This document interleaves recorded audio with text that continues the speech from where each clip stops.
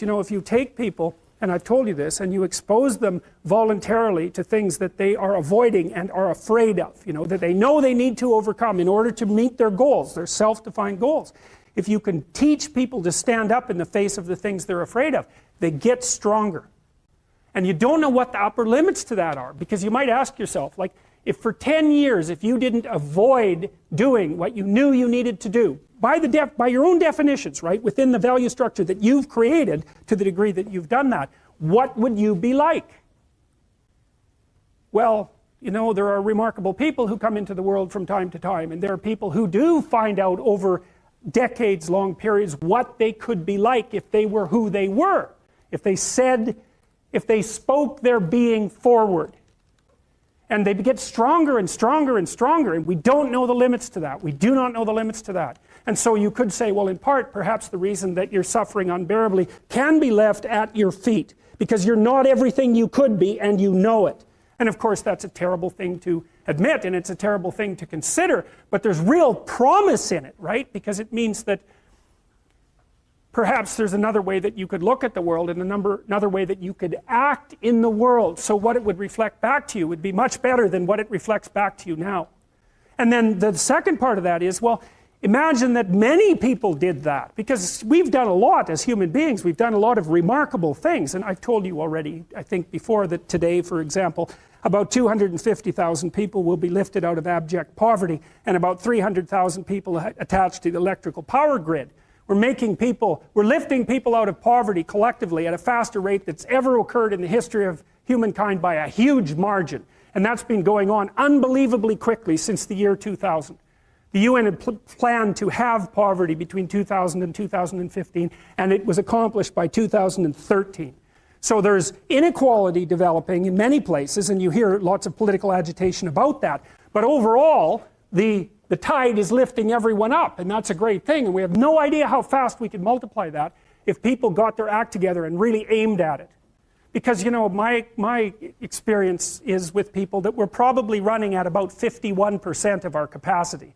I mean, you can think about this yourselves.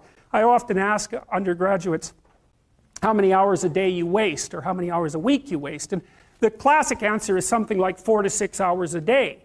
You know, inefficient studying, watching things on YouTube that not only do you not want to watch, that you don't even care about, that make you feel horrible about watching after you're done. That's probably 4 hours right there. You know, you think, well, that's 25 hours a week, it's 100 hours a month, that's 2.5 full work weeks, it's half a year of work weeks per year. And if your time is worth $20 an hour, which is a radical underestimate, it's probably more like 50 if you think about it in terms of deferred wages.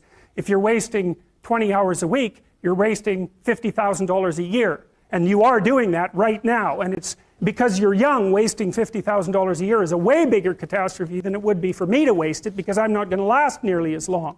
And so if your life isn't everything it could be, you could ask yourself, well, what would happen if you just stopped wasting the opportunities that are in front of you? You'd be, who knows how much more efficient? 10 times more efficient, 20 times more efficient. That's the Pareto distribution. You have no idea how efficient people get. It's off the charts.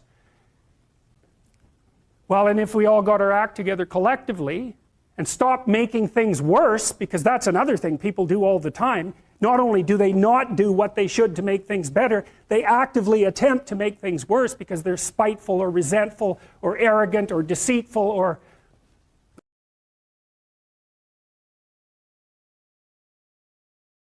homicidal or genocidal, or all of those things all bundled together in an absolutely pathological package. If people stopped really, really trying just to make things worse, we have no idea how much better they would get just because of that. So there's this weird dynamic that's part of the existential system of ideas between human vulnerability, social judgment, both of which are major causes of suffering, and the failure of individuals to adopt the responsibility that they know they should adopt. And that's the thing that's interesting too, is that, and like another thing I've often asked my undergraduate classes is, you know, there's this idea that people have a conscience. And you know what the conscience is. It's this feeling or voice you have in your head just before you do something that you know is stupid, telling you that probably you shouldn't do that stupid thing. You don't have to listen to it, strangely enough.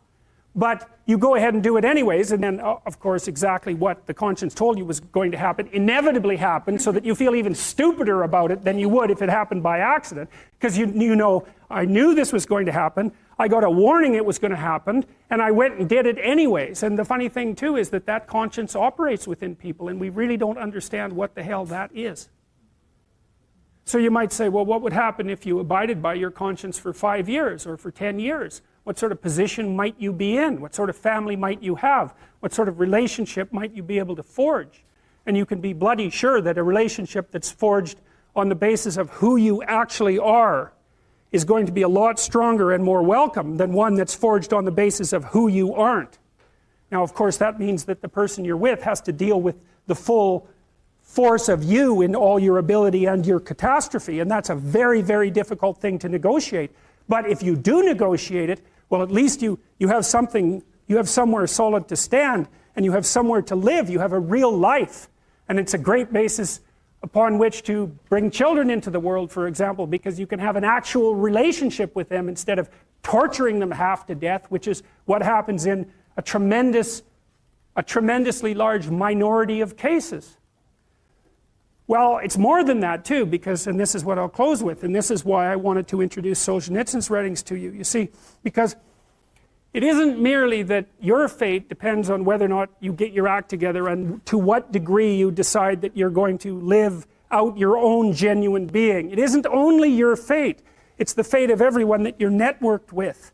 And so, you know, you think, well, there's 9 billion, 7 billion people in the world. We're going to peak at about 9 billion, by the way, and then it'll decline rapidly. But 7 billion people in the world, and who are you? You're just one little dust mote among that 7 billion. And so it really doesn't matter what you do or don't do, but that's simply not the case.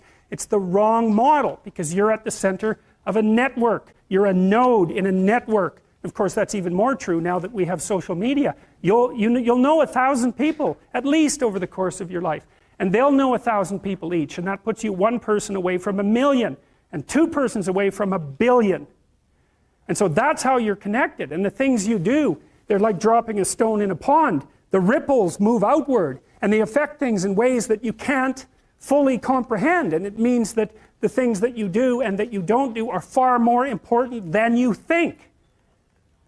And so if you act that way, of course, the terror of realizing that is that it actually starts to matter what you do. And you might say, well, that's better than living a meaningless existence. It's better for it to matter. But I mean, if you really asked yourself, would you be so sure if you had the choice? I can live with no responsibility whatsoever. The price I pay is that nothing matters. Or I can reverse it and everything matters. But I have to take the responsibility that's associated with that.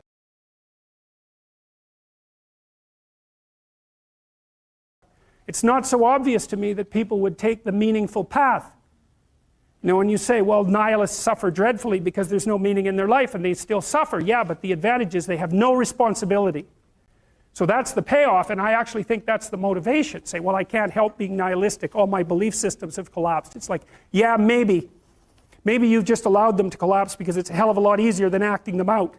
And the price you pay is some meaningless suffering, but you can always whine about that and people will feel sorry for you, and you have the option of taking the pathway of the martyr, so that's a pretty good deal, all things considered, especially when the alternative is to bear your burden properly and to live forthrightly in the world. Well, what Solzhenitsyn figured out, and so many people in the 20th century, it's not just him, even though he's the best example, is that if you live a pathological life, you pathologize your society. And if enough people do that, then it's hell. Really. Really. And you can read the Gulag Archipelago if you have the fortitude to do that, and you'll see exactly what hell is like. And then you can decide if that's a place you'd like to visit, or even more importantly, if it's a place you'd like to visit and take all your family and friends. Because that's what happened in the 20th century.